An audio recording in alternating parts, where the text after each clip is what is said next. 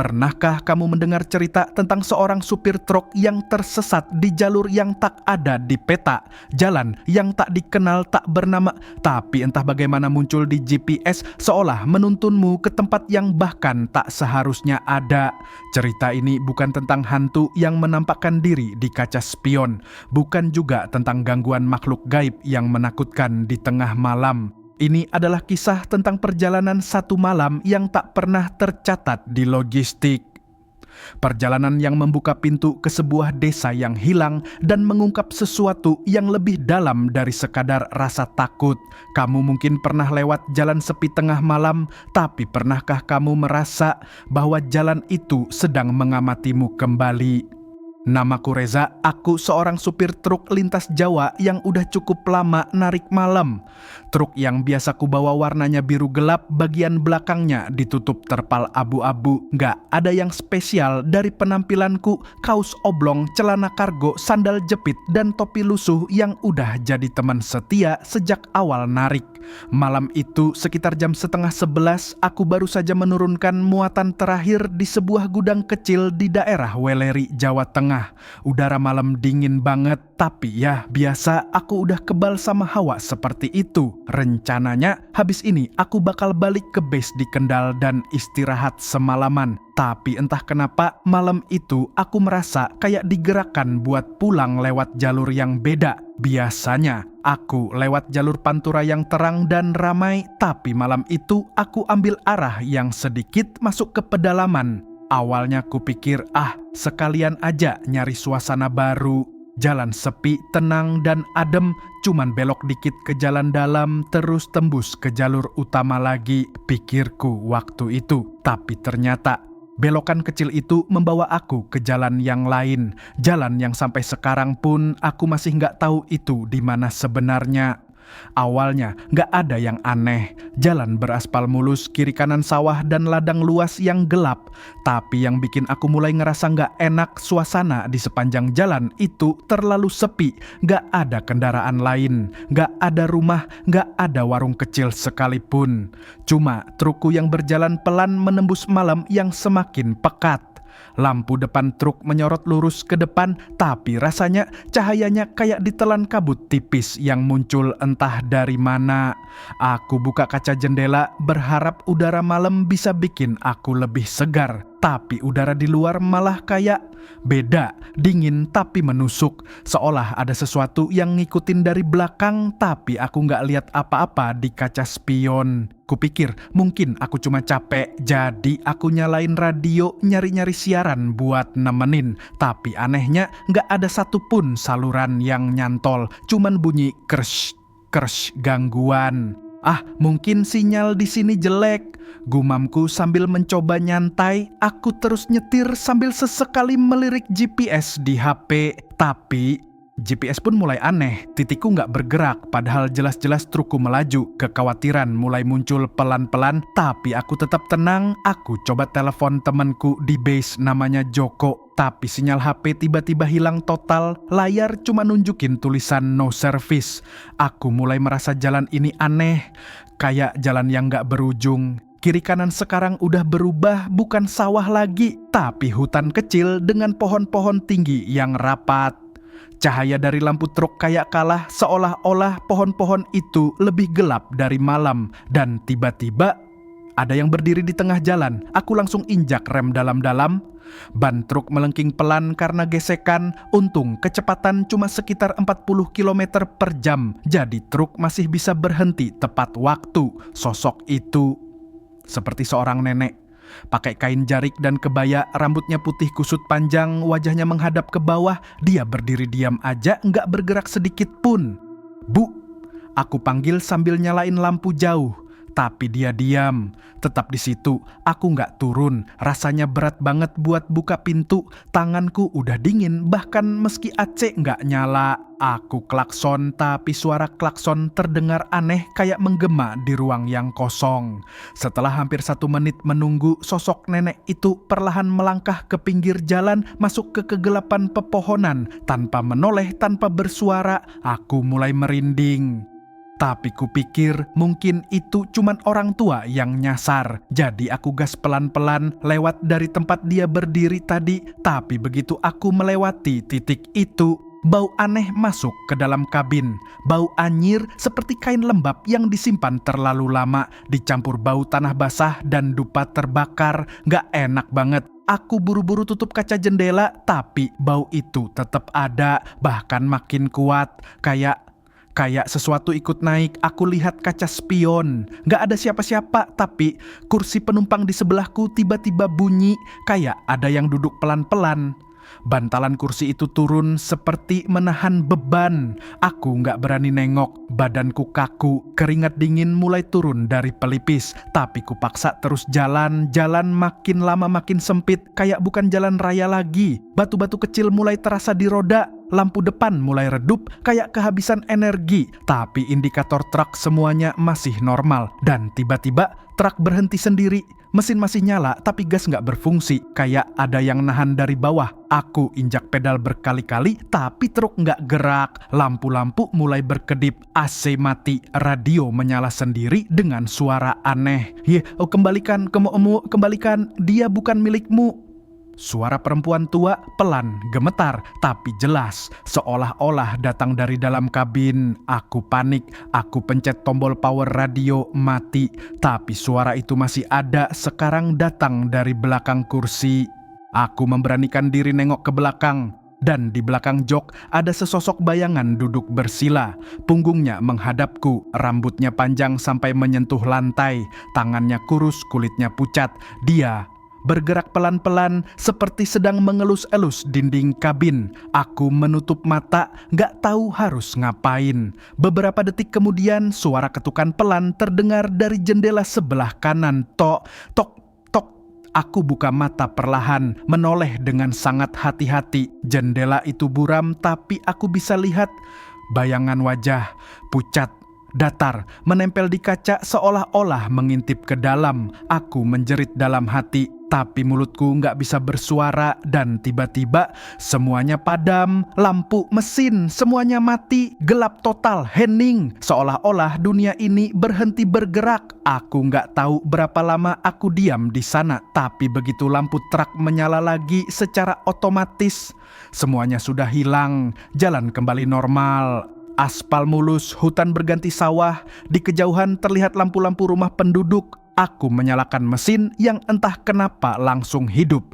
Aku gas pelan-pelan sambil menahan napas.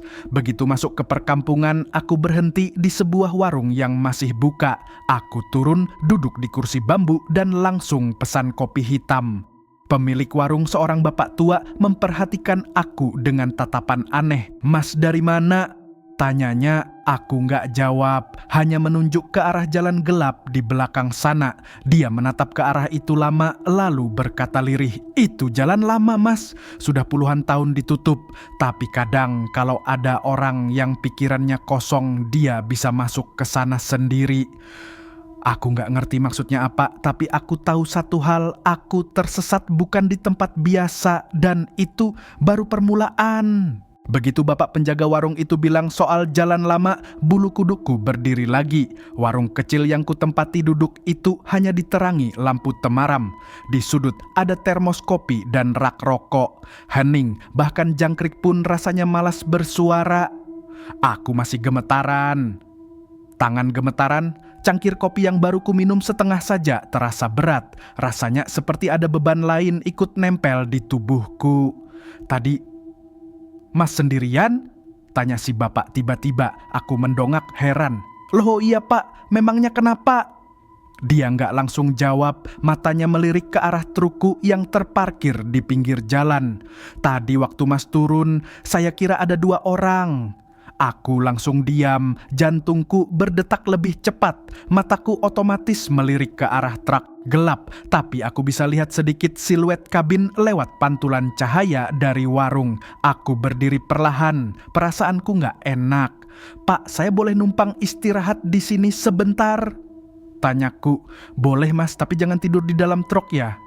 Katanya pelan tapi nadanya serius. Aku mengangguk. Dalam hati aku sudah tahu apapun yang tadi naik ke truk bersamaku belum turun. Aku tidur beralaskan tikar warung di teras. Suara serangga malam mulai terdengar samar-samar tapi rasanya tetap nggak biasa. Aku mencoba memejamkan mata tapi tiap kali hampir terlelap aku seperti mendengar suara pelan dari arah truk.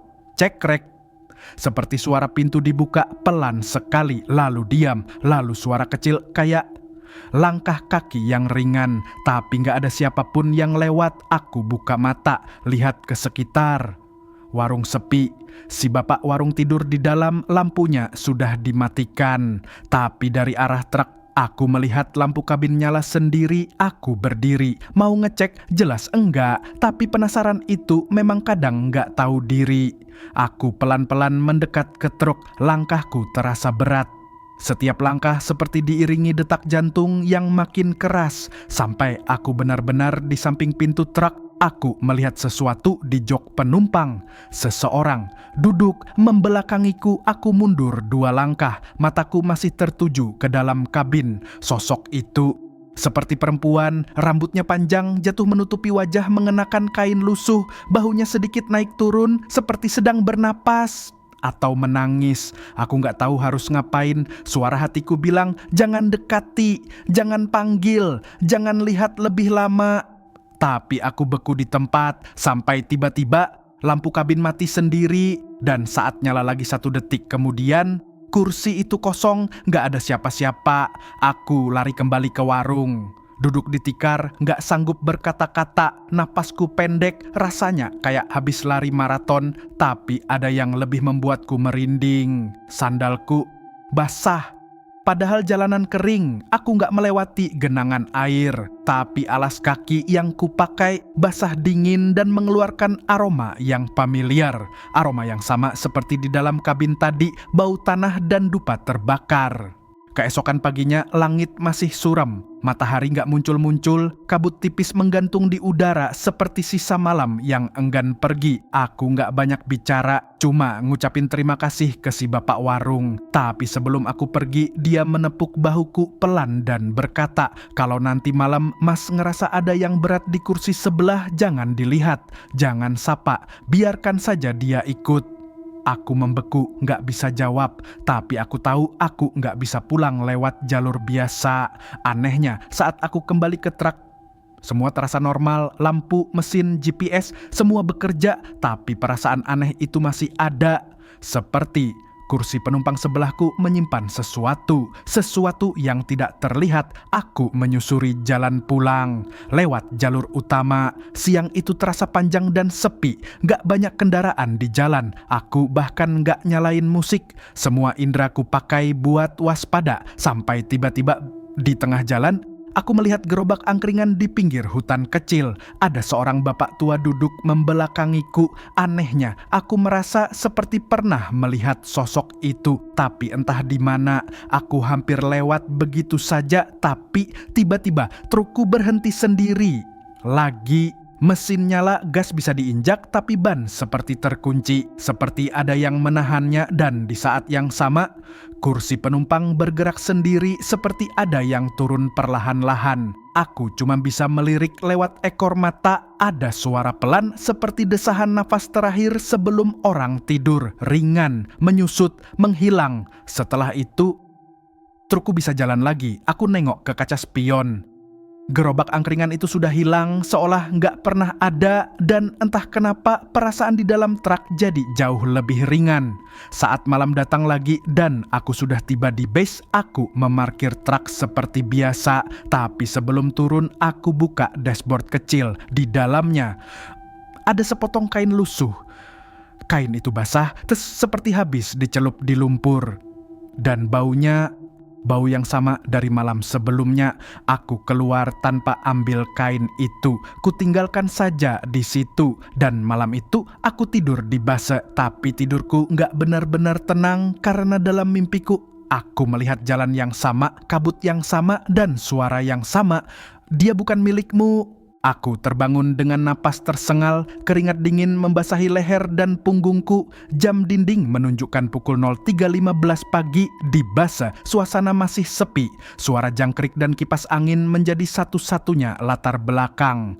Aku duduk mencoba mengingat mimpi itu dengan jelas. Kabutnya tebal, lebih tebal dari sebelumnya. Jalanannya berlumpur seperti bukan jalan aspal lagi. Dan suara itu, suara perempuan yang sama, terdengar lebih dekat dari biasanya, seolah-olah dia sedang berdiri persis di belakangku ketika berbisik, "Dia bukan milikmu." Siapa dia? Kenapa bukan milikku? Apa yang sebenarnya aku bawa malam itu?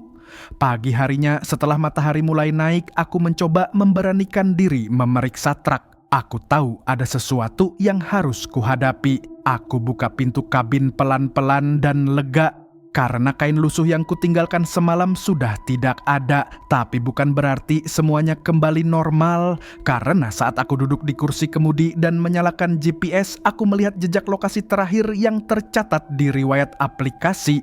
Bukan jalan raya, bukan jalan kampung, tapi koordinat aneh yang gak punya nama. Bahkan peta digital hanya menampilkan warna abu-abu dengan tulisan kecil, "Area tidak dikenali." Aku coba zoom in, zoom out, tetap gak muncul apa-apa, cuman satu titik. Titik itu persis di tempat aku bertemu si nenek di tengah hutan malam itu. Rasa penasaranku makin besar. Aku buka Google Maps, mencoba mencocokkan titik itu dengan jalur malamku. Tapi jalur itu tidak ada. Jalan tempat aku masuk yang aku yakin benar-benar kulalui gak muncul di peta. Seperti gak pernah ada. Hari itu aku gak narik. Aku izin ke bos untuk istirahat. Tapi otakku terus mikir. Aku gak bisa pura-pura lupa. Karena di hati kecilku aku tahu aku masih belum selesai dengan jalan itu. Sore hari aku mutusin buat ke bengkel langganan sekalian mastiin gak ada kerusakan di truk. Namanya bengkel Barokah Jaya. Tempat biasa supir truk mampir kalau ada yang mau dicek. Di sana aku ketemu Mas Hadi, montir senior yang udah kayak saudara sendiri. "Reza, lo tumben kesini. Biasanya nunggu rusak dulu baru mampir," katanya sambil nyengir. Aku cuman ketawa kecil. "Ini mas, trukku kok kemarin sempat mogok sendiri kayak diganjel gitu. Terus GPS-nya aneh." Mas Hadi langsung serius. "Mogok sendiri?" "Iya, tapi nggak mati total. Mesin nyala, gas jalan, tapi kayak ada yang nahan." Dia diam sebentar lalu bilang, "Buka kap mesinnya, kita lihat bareng."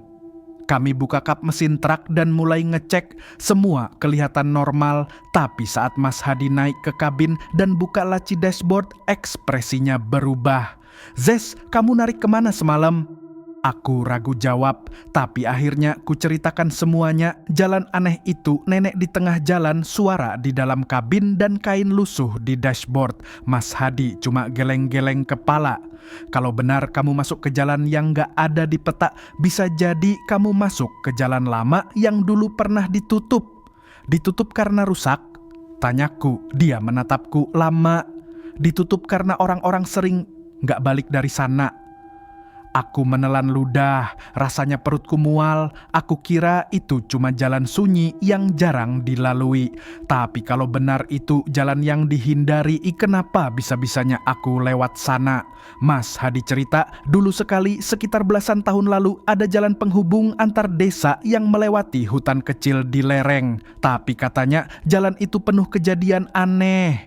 Mulai dari kendaraan yang gak sampai tujuan, sampai supir yang tiba-tiba linglung dan gak tahu arah pulang. Dan yang paling aneh, ada satu truk waktu itu sempat nyasar di jalan itu. 3 hari kemudian truknya ditemukan, tapi supirnya nggak ada. Di jok penumpang ada bekas duduk, tapi cuma ada satu cermin kecil dan sehelai kain yang masih basah. Aku langsung diam. Cermin kecil dan kain basah, itu sama persis seperti yang terjadi padaku. Waktu itu warga sempat bersihin jalan itu, tapi sejak kejadian itu pemerintah desa nutup aksesnya. Anehnya, beberapa orang yang gak tahu bisa aja terundang masuk ke sana, biasanya pas pikirannya lagi kosong. Aku teringat ucapan bapak warung malam itu sama persis. Kalau pikirannya kosong bisa masuk ke sana sendiri. Malam harinya aku duduk di warung kopi dekat base. Seorang kawan sesama supir duduk di sebelahku, namanya Andi. "Dengar-dengar kamu nyasar semalam, Zes?" katanya sambil nyeruput kopi. Aku cerita sedikit, nggak semua karena nggak semua orang bisa ngerti. Tapi waktu aku nyebut tentang nenek berdiri di tengah jalan, Andi langsung diam. "Jangan-jangan nenek itu penjaga jalan?" Aku menatapnya. "Nenek itu katanya dulu warga desa di sekitar jalur lama. Dia yang pertama hilang waktu jalan itu dibuka. Ada cerita kalau dia muncul berarti kamu udah kelewat batas." "Batas apa?" Andi mengangkat bahu. "Nggak tahu, tapi kata orang yang bisa balik dari sana cuman yang dikembalikan, bukan karena bisa pulang sendiri." Aku gemetaran. Kalau benar aku dikembalikan, berarti ada yang nganterin aku keluar dari tempat itu. Tapi siapa? Dan lebih penting lagi, kenapa aku yang terpilih masuk ke jalan itu? Malam semakin larut. Aku pulang ke base dan naik ke truk lagi hanya untuk memastikan bahwa semua baik-baik saja. Tapi sebelum naik, aku sempat memeriksa kolong truk. Dan di sana ada cermin kecil yang menempel di bagian bawah pintu. Kecil, bundar, kusam, seperti milik seorang perempuan. Aku tak menyentuhnya, hanya berdiri mematung merasa ada sepasang mata yang mengawasi dari balik kabin gelap. Dan entah kenapa malam itu aku merasa trukku bukan milikku sepenuhnya lagi. Aku duduk diam di kursi kemudi, mesin belum kunyalakan. Udara di dalam kabin terasa berbeda, bukan dingin karena AC, tapi dingin yang menusuk dari dalam. Seperti ada sesuatu yang duduk bersamaku, diam-diam tak terlihat tapi hadir. Mataku tertuju ke cermin kecil yang semalam kutemukan di bawah pintu. Sekarang entah bagaimana cermin itu sudah berpindah ke dashboard, padahal aku yakin aku nggak pernah menyentuhnya. Cermin itu retak halus di bagian pinggir, tapi yang paling membuatku bergidik, permukaannya memantulkan bayanganku dengan lambat.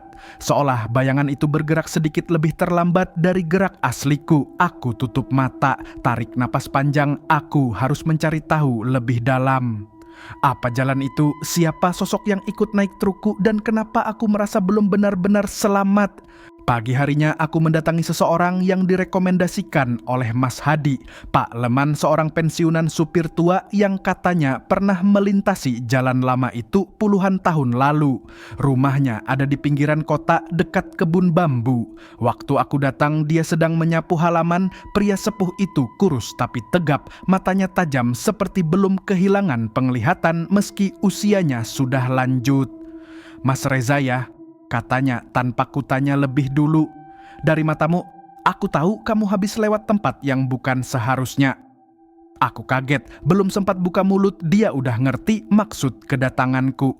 Kami duduk di teras ditemani teh hangat dan suara angin yang berdesir di sela-sela bambu. Aku dulu pernah lewat jalan itu tahun 98, malam hari, sama seperti kamu. Jalanan tiba-tiba menyimpang dari rute biasa, GPS nggak bisa dipakai, dan ada penumpang misterius yang ikut sampai ke kota. Aku mendengarkan dengan serius. Penumpangnya duduk diam, nggak bicara, nggak bergerak. Waktu aku nyoba nengok lewat kaca spion, dia nggak punya bayangan. Aku menahan napas. Pak Leman melanjutkan, "Sampai sekarang aku masih ingat rasa dinginnya. Tapi yang paling penting, aku nggak pernah lihat wajahnya dan mungkin itu yang bikin aku bisa pulang." "Jadi, mereka nggak suka kalau kita lihat mereka?" tanyaku. Pak Leman mengangguk pelan. "Mereka bukan mau menyakiti, tapi mereka membawa beban dari tempat lain. Dan kalau kita terlalu banyak tahu, bisa-bisa kita ikut dibawa." Aku tercekat. "Tempat lain?" tanyaku lagi. "Bukan dunia kita, tapi dunia yang letaknya bersebelahan. Di peta nggak akan kelihatan, tapi kadang bisa terbuka kalau ada yang diizinkan lewat. Kadang karena hatinya kosong, kadang karena tanpa sengaja membawa sesuatu yang nyambung ke sana." Aku terdiam, pikiranku langsung ke cermin kecil itu dan kain basah. Dan nenek yang berdiri di tengah jalan. "Apa saya masih dibuntuti?" tanyaku pelan. Pak Leman tak langsung menjawab, dia malah berdiri masuk ke dalam rumah dan kembali membawa sebuah kotak kayu kecil. Dari dalam kotak itu ia mengeluarkan benda yang membuatku membeku. Cermin kecil retak di pinggir. Sama persis. Waktu itu aku juga nemu benda ini di trukku dan sampai sekarang aku simpan di sini. Aku nggak pernah buang. Karena konon katanya kalau dibuang sembarangan dia akan balik lagi. Tapi kalau kita simpan dengan tenang, dia akan tidur. Hari mulai sore ketika aku pamit pulang. Pak Leman berpesan, kalau kamu lewat jalan itu lagi, jangan bicara, jangan tanya, dan kalau ada yang nunjuk arah, jangan ikuti, kecuali kamu yakin itu orang. Kalau bukan orang, jangan menoleh. Malam itu aku kembali ke truk. Iseng aku buka Google Maps lagi. Titik misterius itu masih tersimpan di riwayat lokasi. Tapi anehnya sekarang titik itu punya nama, Jalur Ningsih. Aku nggak pernah dengar nama itu sebelumnya. Aku coba cari di internet, nggak ketemu. Bahkan saat ku refresh, nama itu menghilang lagi dari peta. Aku menatap layar lama sampai tiba-tiba layar GPS berkedip, lalu muncul satu pesan pop-up. Jalur ini hanya terbuka sekali untuk yang sudah pernah melewatinya. Aku langsung matikan GPS, layar kembali normal, tapi jantungku berdegup kencang. Seseorang atau sesuatu ingin aku kembali ke sana. Tengah malam aku terbangun lagi dari tidur, tapi kali ini bukan karena mimpi, karena trukku menyalakan klakson sendiri. Aku lompat dari kasur, lari keluar, dan ya, truk itu menyalakan lampu sorot depan sendiri, klakson pelan.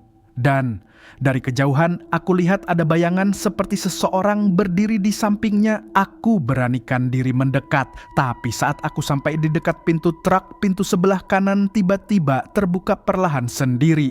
Tak ada siapapun di dalam, tapi di kursi penumpang cermin kecil itu sudah berpindah kembali ke sana. Padahal tadi siang aku taruh di dalam locker base. Aku hanya bisa berdiri menatap kabin trukku sendiri dan merasa seperti ada panggilan yang belum selesai, panggilan dari tempat yang pernah kulintasi, panggilan dari jalan yang hanya muncul saat malam. Jalan lama yang tidak akan bisa kulupakan karena mungkin aku bukan lagi sekadar supir truk. Mungkin aku kini adalah penumpang dari dunia yang tidak sepenuhnya kembali. Malam itu aku tidak tidur, aku hanya duduk diam di kabin truk memandangi cermin kecil yang lagi-lagi berpindah tempat seolah punya kaki sendiri. Cahaya dashboard menyala redup memantulkan bayanganku dan bayangan samar lain di belakangku. Aku menoleh cepat, tapi tak ada siapapun. Tapi perasaan itu seperti ada seseorang yang duduk di kursi penumpang dan menatap lurus ke depan, terus menghantuiku. Bahkan saat tidak ada apa-apa, hawa dingin itu tetap tinggal, seperti jejak dari sesuatu atau seseorang yang belum selesai meninggalkan tempat ini. Dan entah dorongan dari mana, aku ambil ponsel, buka kembali riwayat lokasi dan mengetuk titik yang sebelumnya bernama Jalur Ningsih. Kali ini muncul notifikasi baru, akses terakhir tersimpan, navigasi dibuka kembali, hati-hati, jalan ini hanya untuk yang sudah pernah melewati. Tanganku gemetar, tapi aku tahu aku tidak bisa terus diam. Ada sesuatu di balik semua ini yang menuntut untuk ditemukan, sesuatu yang belum selesai dan tidak akan berhenti mengikutiku kecuali aku kembali. Subuh. Udara dingin menyambutku saat mesin truk kembali meraung. Kali ini tidak ada muatan, hanya aku dan truk kosong menyusuri jalan yang entah mengarah kemana. Aku berkendara mengikuti GPS, tapi bukan Google Maps biasa. Aplikasi peta itu entah bagaimana sekarang berubah tampilannya. Latar peta gelap, garis jalannya abu-abu, dan setiap kali aku lewat jalan yang benar, peta menyala sedikit terang, seperti peta dari dunia lain. Dan anehnya, meski aku melaju ke arah timur, matahari tidak kunjung terbit. Langit tetap gelap. Kabut mulai turun dari balik pepohonan, menutup pandangan perlahan. Aku mulai menyadari aku sudah masuk lagi. Sekitar 1 jam kemudian, jalanan aspal berubah menjadi batu kerikil, kemudian menjadi tanah merah. Lalu lumpur, pepohonan di sekelilingku membesar seakan melengkung membentuk lorong. Trukku melambat, bukan karena mogok tapi seperti jalanannya menahan, menyambut, namun tidak sepenuhnya mengizinkan. Lalu di tikungan itu aku melihatnya lagi. Sosok nenek yang berdiri di tengah jalan. Kali ini dia menatapku, wajahnya keriput, matanya kosong. Tapi yang membuatku bergidik, dia mengangkat tangan dan menunjuk ke kiri. Aku teringat ucapan Pak Leman, kalau ada yang nunjuk arah jangan ikuti, kecuali kamu yakin itu orang. Aku menginjak rem perlahan, truk berhenti beberapa meter dari si nenek. Dia masih berdiri, tidak bergerak, tidak menyuruh, tidak memaksa, hanya menatap dan menunjuk. Aku pejamkan mata, dalam hati aku tanya, kalau memang aku harus kembali ke tempat itu, tunjukkan. Kenapa aku? Saat aku membuka mata, nenek itu sudah tidak ada. Tapi di kiri jalan yang tadi ia tunjuk ada gerbang kayu setengah roboh dengan papan nama yang nyaris tak terbaca. Aku turun, debu jalan menyentuh sepatu. Perlahan aku bersihkan papan itu dengan tangan. Tulisan yang muncul membuatku mundur setapak. Selamat datang di Dusun Ningsih. Aku melangkah masuk meninggalkan truk di pinggir jalan. Gerbang kayu itu seperti tak terawat puluhan tahun. Rumput tinggi menjulang dan rumah-rumah tua berjajar tanpa suara. Tapi yang aneh, semua pintu rumah tertutup rapat dan jendela-jendela ditutupi kain putih. Hening, tidak ada suara ayam, jangkrik, bahkan angin pun seperti berhenti di sini.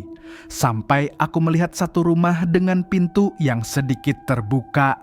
Ragu aku dekati rumah itu, ketika aku dorong pelan pintunya, engselnya berdecit lirih, bau kayu tua dan tanah basah menyeruak. Di dalam rumah itu kosong, tapi di tengah ruangan ada meja kecil dengan sebuah foto lama di atasnya. Aku ambil gambar hitam putih, seorang perempuan muda berdiri di depan rumah. Wajahnya sangat mirip dengan nenek yang tadi berdiri di jalan.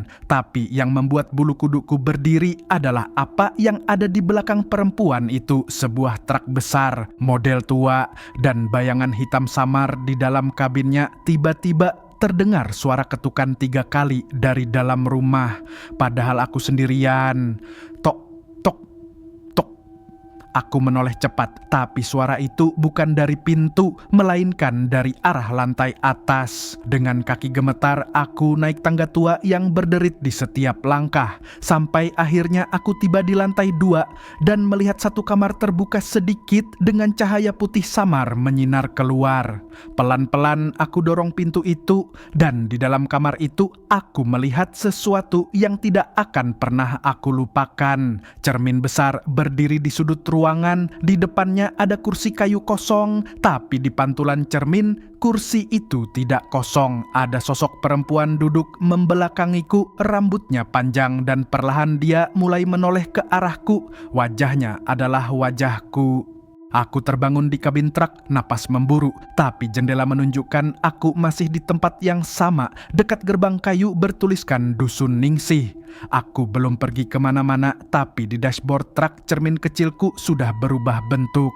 Kini ia berbentuk seperti mata, dan ketika aku menyalakan mesin truk, GPS menunjukkan satu arah terakhir. Kembalikan dia. Aku menatap tulisan itu lama sambil mencoba menahan gemetar di jemariku. Kata-kata yang sederhana, tapi menyimpan beban yang tak kupahami. Siapa yang harus aku kembalikan, kemana, dan kenapa aku yang harus melakukannya. Tapi aku tahu satu hal, ini belum berakhir. Mesin truk meraung pelan, aku mulai menyusuri jalan setapak yang muncul di layar GPS. Jalurnya sempit, nyaris tak mungkin dilewati kendaraan besar. Tapi entah kenapa, trukku tetap bisa berjalan. Seakan jalan ini hanya terbuka untukku. Kabut makin tebal. Pepohonan di kiri kanan tampak seperti bayangan yang menonton, bukan lagi sekadar tumbuhan. Dan saat aku menengok kaca spion, pantulannya hanya menunjukkan jalan gelap kosong. Padahal lampu belakang truk menyala, tidak ada pantulan rumput, tidak ada bekas roda, hanya gelap. Seolah-olah aku sudah tidak berada di dunia yang sama. Setelah beberapa kilometer, aku sampai di sebuah dataran terbuka. Di tengahnya ada bangunan kecil seperti pendopo tua beratap rumbia yang sebagian sudah runtuh. GPS berhenti berkedip, layar gelap. Lalu muncul tulisan, tempat perpisahan jangan bicara. Aku matikan mesin, turun dari truk. Udara di sini aneh. Sunyi yang menekan, bahkan suara napasku sendiri terdengar terlalu keras. Langkahku terayun pelan ke arah pendopo dan di sana dia berdiri. Perempuan itu perempuan yang kulihat di cermin. Rambut panjang, mengenakan kebaya usang, wajahnya pucat namun damai. Dia tidak menatapku, hanya berdiri membelakangi menghadap ke dalam pendopo seperti sedang menunggu sesuatu. Lalu dia berjalan masuk ke pendopo tanpa suara dan berdiri di depan sesuatu yang menyerupai altar kayu kecil. Di atasnya ada bingkai foto lama, foto yang sama seperti yang kutemukan di rumah kosong di Dusun Ningsih. Tiba-tiba angin berhembus pelan. Di sekeliling pendopo, daun-daun gugur melayang perlahan seakan waktu bergerak lebih lambat di sini. Perempuan itu berbalik perlahan ke arahku. Matanya bukan marah, bukan sedih, tapi seolah berterima kasih. Dia menunduk pelan, lalu mengulurkan tangan. Tanganku terangkat perlahan meski jantungku berdebar keras. Saat tanganku hampir menyentuh ujung jarinya, tubuhnya mulai memudar. Perlahan, seperti kabut yang menghilang di bawah cahaya matahari pagi. Dan saat dia sepenuhnya lenyap, hembusan angin terakhir membawakan sesuatu ke tanganku. Cermin kecil itu, tapi kini sudah tidak retak lagi. Aku berdiri lama di tengah pendopo, tak ada suara, tak ada yang muncul lagi. Lalu suara GPS menyala pelan di truk. Rute pulang tersedia, ikuti cahaya. Aku kembali ke kabin dan untuk pertama kalinya dalam perjalanan ini langit mulai cerah. Matahari muncul perlahan dari balik pepohonan. Jalan yang kulalui tadi yang penuh kabut dan bayangan kini tampak seperti jalan setapak biasa di desa. Dan saat aku melewati gerbang Dusun Ningsih, papan namanya sudah runtuh sepenuhnya. Aku tidak tahu apakah desa itu masih benar-benar ada atau hanya tempat yang muncul sekali untuk menyelesaikan sesuatu yang tertinggal. Beberapa hari setelah kejadian itu, aku kembali ke rutinitas, mengantar barang, berhenti di warung, berbincang dengan sopir lain. Tapi aku tidak pernah cerita soal apa yang terjadi, bahkan pada Mas Hadi sekalipun. Hanya satu hal yang berubah, cermin kecil itu sekarang kuletakkan di dashboard. Bukan karena takut, tapi sebagai pengingat bahwa aku pernah ke tempat yang tidak semua orang bisa temui. Tempat yang hanya muncul untuk mereka yang dipanggil. Dan setiap malam saat aku memeriksa truk sebelum tidur, aku selalu memandang ke cermin itu. Kadang aku lihat bayanganku biasa saja, tapi kadang aku lihat kursi penumpang belakang seolah terisi sebentar. Hanya sekejap, lalu kosong lagi dan aku tahu dia sudah kembali. Tapi mungkin dia masih menemaniku hanya untuk memastikan aku tak tersesat lagi. Tamat. Kadang sesuatu yang tak kita mengerti bukan berarti harus dilawan. Ada perjalanan yang bukan untuk diulang. Ada tempat yang hanya terbuka sekali untuk mereka yang membawa sesuatu atau seseorang yang tertinggal. Kini Reza kembali ke jalanan biasa bersama truknya, bersama hidupnya yang normal. Tapi tak semua yang kembali benar-benar sendiri, karena sebagian dari perjalanan itu mungkin masih bersamanya. Diameter tapi ada. Dan kalau suatu malam kamu berkendara jauh dan tiba-tiba GPS menunjukkan jalur yang tak pernah kamu lihat sebelumnya, berhentilah sebentar dan pikirkan baik-baik, apakah kamu yang mencari jalan itu atau jalan itu yang sedang mencarimu. Kalau kamu suka cerita ini, jangan lupa klik like, subscribe, dan nyalakan lonceng notifikasi supaya kamu nggak ketinggalan cerita horor selanjutnya. Tulis di kolom komentar apa kamu pernah mengalami kejadian aneh saat perjalanan malam, atau kamu punya cerita horor asli yang ingin kami angkat. Ceritakan di komentar, siapa tahu akan jadi kisah episode berikutnya. Terima kasih sudah menonton, sampai jumpa di cerita selanjutnya. Dan hati-hati di jalan karena tidak semua yang terlihat sepi benar-benar kosong.